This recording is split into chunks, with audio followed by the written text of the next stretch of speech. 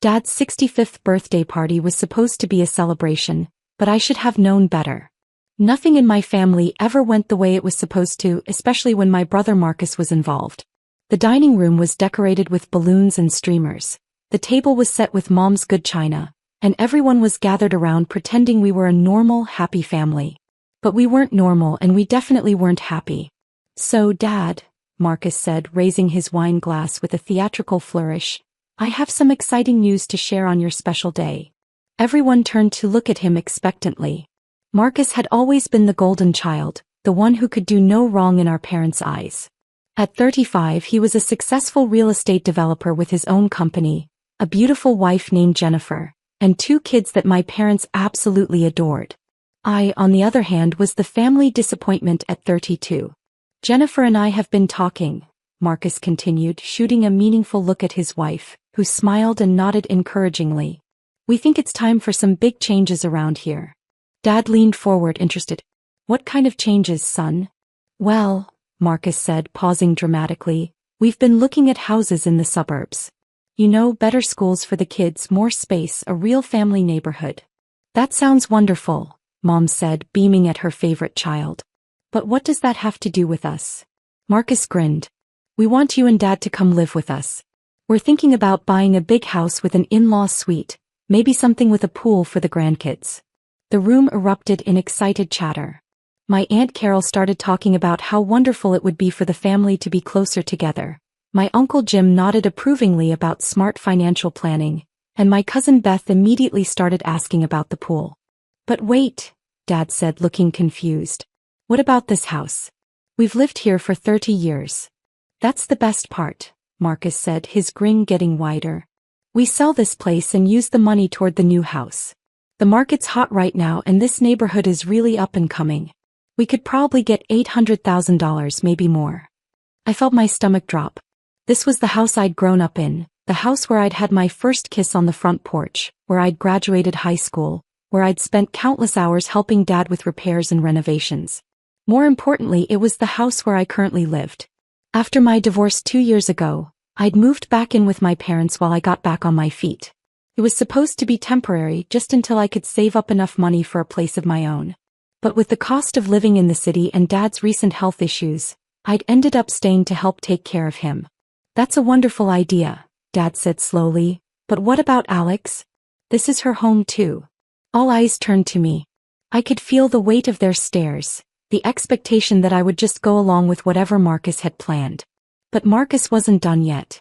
"Pack your bags, loser," he announced with a cruel smile. "This house is going up for sale." The room went silent for a moment, and then everyone started cheering and raising their glasses like Marcus had just announced he'd won the lottery. "To new beginnings," Jennifer called out. "To family," Aunt Carol added. "To getting a fresh start," Uncle Jim chimed in. I sat there in shock, watching my family celebrate my homelessness like it was the best news they'd heard all year. Not one person asked where I was supposed to go or if I had the money for a security deposit, or if maybe they should have discussed this with me before making the announcement at Dad's birthday party. "Now Alex can finally learn to stand on her own 2 feet, Mom said approvingly. "It's about time she stopped depending on us for everything." "Exactly," Marcus agreed. "She's 32 years old. Most people her age have their own houses, their own families, their own lives. It's embarrassing having her live here like some kind of teenager." The words stung, but what hurt more was watching my parents nod in agreement. Dad, who I'd been taking care of since his heart attack 6 months ago, just sat there and let Marcus talk about me like I was some kind of burden. "I think this will be good for everyone," Jennifer added with fake sympathy. "Alex needs to learn independence and you two need your freedom back." "When were you thinking of putting the house on the market?" Aunt Carol asked excitedly. "As soon as possible," Marcus replied. "I already talked to a realtor friend of mine. She said we could have it listed by the end of the week if we move fast." "The end of the week?" I finally found my voice. "You're giving me less than a week to find a new place to live?" Marcus shrugged. "That's plenty of time. There are lots of apartments available if you're not picky. And it's not like you have a lot of stuff to move," Mom added helpfully. "Most of what's in your room is just old junk anyway." I looked around the table at these people who were supposed to be my family, who were supposed to care about me, and all I saw were strangers celebrating my misfortune. Even my cousins who I'd grown up with were nodding along like this was perfectly reasonable. "I need some air," I said, standing up from the table. "Don't be dramatic," Marcus called after me. "This is good news. You should be thanking us for forcing you to finally grow up." I walked outside onto the front porch, the same porch where I'd spent countless summer evenings with Dad, where we talked about life and dreams and all the things I wanted to accomplish. The irony wasn't lost on me that I was being kicked out of the house I'd been helping to maintain and improve for the past 2 years. While my family continued their celebration inside, I pulled out my phone and scrolled through my contacts until I found the name I was looking for. James Morrison, senior partner at Morrison & Associates Real Estate Law. James had been my divorce attorney and we'd stayed in touch afterward. He was a sharp, no-nonsense lawyer who specialized in real estate transactions, property disputes and family law. More importantly, he was someone who actually listened to me and treated me with respect. I dialed his number, hoping he'd answer even though it was a Saturday evening. "Alex." James answered on the second ring. "Is everything okay?" "James, I need your help with something urgent," I said, keeping my voice low so the family inside couldn't hear me. "Can you pull up the property records for 1247 Maple Street? That's my parents' house." "Sure, give me a second," James said. I could hear him typing on his computer. "Okay, what am I looking for?" "I need to know who currently owns the property," I said. "And I need to know if there are any liens, mortgages, or other encumbrances on the title." "Interesting question," James said, his voice taking on the professional tone he used when he sensed there was more to a story. "According to the records, the property is owned by Clearwater Holdings LLC. There's a significant mortgage on the property and— Wait, this is unusual." "What's unusual?" I asked, though I was pretty sure I already knew what he was going to say. "There are some recent filings here. It looks like the original owners, Robert and Margaret Hamilton, defaulted on their mortgage payments about 18 months ago. The property went through foreclosure proceedings and Clearwater Holdings purchased it at auction." "So my parents don't actually own the house anymore?" I asked, even though I already knew the answer. "Not according to these records," James confirmed. "Clearwater Holdings has owned the property for about 14 months. But Alex, how did you know to ask about this?" I took a deep breath. "Because I'm Clearwater Holdings." The silence on the other end of the line lasted for several seconds. "You bought your parents' house?" James asked finally. "When Dad had his heart attack, I found out they were behind on mortgage payments," I explained. "Way behind. They were about to lose the house, but they were too proud to tell anyone. So I used my divorce settlement to buy the property at foreclosure auction, then let them continue living here without telling them." "Alex, that's incredibly generous," James said. "But why didn't you tell them?" "Because I knew they'd be humiliated," I said. "Dad's always been proud of being a homeowner, of providing for his family. I thought maybe I could help them get back on their feet financially, and then eventually transfer the property back to them when they were in a better position." "But now your brother wants to sell the house," James said, understanding the situation immediately. "He thinks he can just kick me out and sell a house he doesn't own," I said. "And my parents are going along with it because they don't know the truth." "What do you want me to do?" James asked. "I want you to prepare the paperwork showing that I own the property," I said. "And I want you to send a cease and desist letter to any realtor who tries to list it without my permission." "Consider it done," James said. "I'll have everything ready within the hour." "But Alex, you're going to have to tell them the truth eventually." "I know," I said. "I think tonight's as good a time as any." When I hung up the phone, I could hear the party continuing inside. Marcus was holding court, probably making more plans about the house sale and how they were going to spend the money. I sat on the porch steps for a few minutes, trying to prepare myself for what was about to happen. My phone buzzed with a text from James. "Documents ready. Sent cease and desist to 3 local realtors just in case. You own that house free and clear. Good luck." I walked back inside to find the family still gathered around the dining table, now discussing renovation plans for Marcus's dream house. "We could put in a wine cellar," Jennifer was saying excitedly. "And a home theater," Uncle Jim added. "Don't forget the pool house," Aunt Carol chimed in. Marcus looked up when I walked back in. "There she is. Did you get all your sulking out of your system?" "Actually," I said calmly, "I need to tell you all something important." If you're going to beg us to let you stay, save your breath, Marcus said dismissively. We've already made our decision. I'm not begging for anything, I said, pulling out my phone. I just got off the phone with my attorney. Mom rolled her eyes. Alex, you can't afford an attorney. Stop being dramatic. James Morrison from Morrison and Associates, I continued. He specializes in real estate law. Dad looked up with interest. Why were you talking to a real estate attorney? Because I wanted to make sure I understood the legal implications of what Marcus is proposing, I said. Specifically, I wanted to know what happens when someone tries to sell a house they don't own. Marcus laughed. What are you talking about? Mom and Dad own this house. No, I said quietly. They don't. The room went silent. Everyone was staring at me like I'd just announced I was an alien.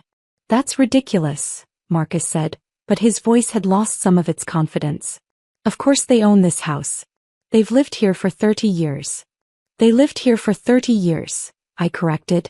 But they haven't owned it for the past 14 months. Dad's face had gone pale.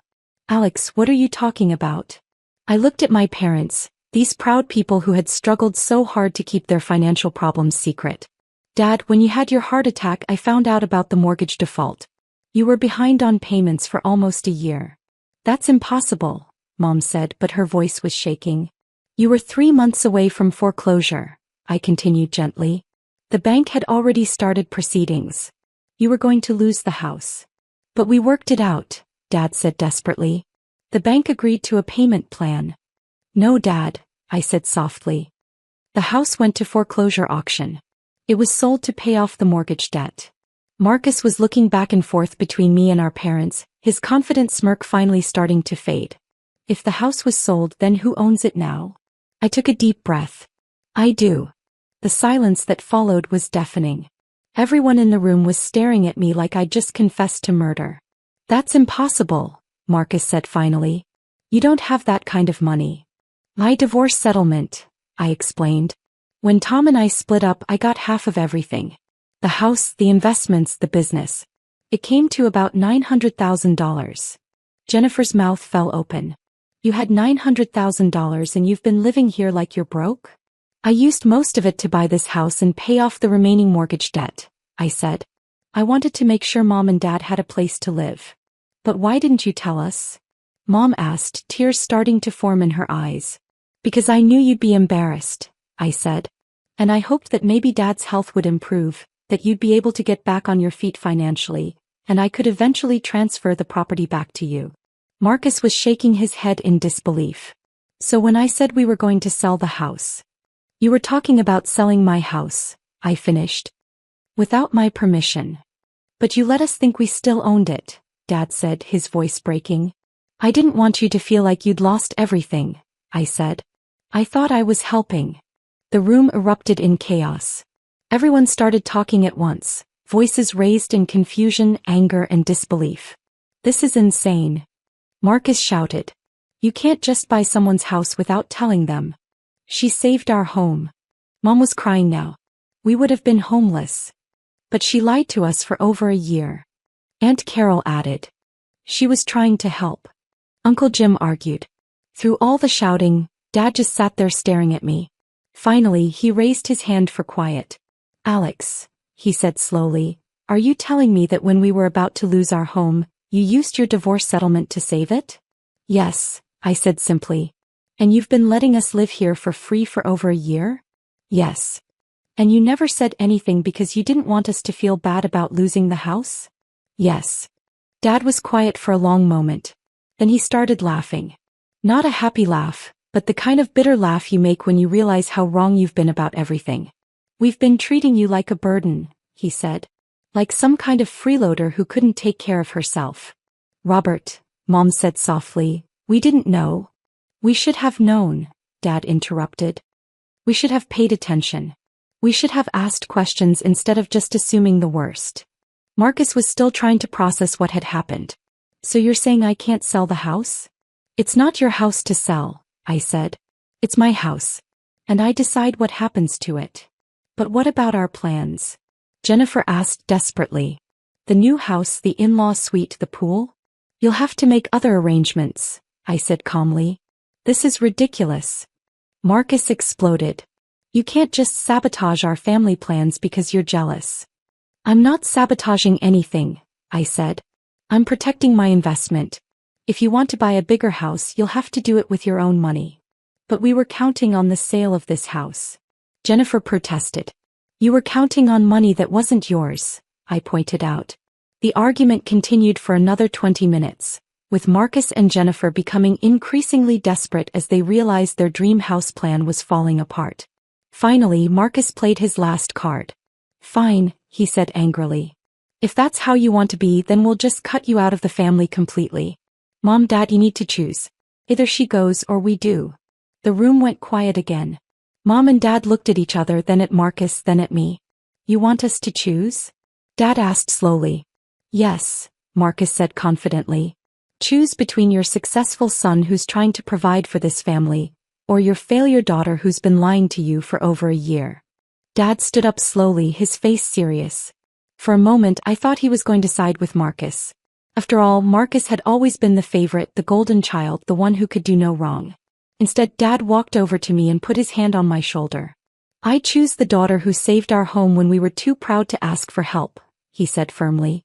I choose the daughter who spent her divorce settlement making sure we had a place to live. I choose the daughter who's been taking care of me since my heart attack, even though we've been treating her like she was the one who needed taking care of. Mom stood up and walked over to us. I choose the daughter who put our family's needs before her own financial security, she said, tears streaming down her face. I choose the daughter who's been living here not because she needed our help, but because she was helping us. Marcus stared at them in shock. You're choosing her over me? We're choosing the person who's actually been taking care of this family, Dad said. While you've been making plans to profit from what you thought was our house, she's been making sure we still had a house to live in. This is unbelievable, Marcus said, grabbing Jennifer's hand. Come on, we're leaving. Marcus, wait, Mom called after him. No, he said, turning back to face us. If this is how you want it, then fine. Don't expect any help from us when you need it. And don't expect to see your grandchildren anymore. With that, he stormed out, Jennifer following behind him. Aunt Carol and Uncle Jim looked around awkwardly before making their excuses and leaving as well. Cousin Beth just shrugged and said she'd see us later. Within 10 minutes, the house was empty except for Mom, Dad, and me. We sat in the living room in silence for a while, processing everything that had happened. I'm sorry, I said finally. I should have told you the truth from the beginning. No, Dad said firmly. We're the ones who should be apologizing. We let Marcus convince us that you were the problem when you were actually the solution. I can't believe we were so blind, Mom added. All this time you've been taking care of us and we've been treating you like you were a failure. You're not failures, I said. You hit a rough patch. Dad got sick, medical bills piled up, things got difficult. That happens to a lot of families. But instead of asking for help, we let our pride almost cost us everything, Dad said. If you hadn't stepped in, we would have been homeless, Mom finished quietly. So what happens now? Dad asked. This is your house. Do you want us to move out? I looked around the living room at the family photos on the mantel, at the furniture I'd grown up with, at the home that had shaped who I was. This is our family home, I said. I bought it to keep it in the family and that's where I want it to stay. You're not going anywhere. But Marcus. Mom started. Marcus made his choice, I said. He chose money and status over family. That's his decision to live with.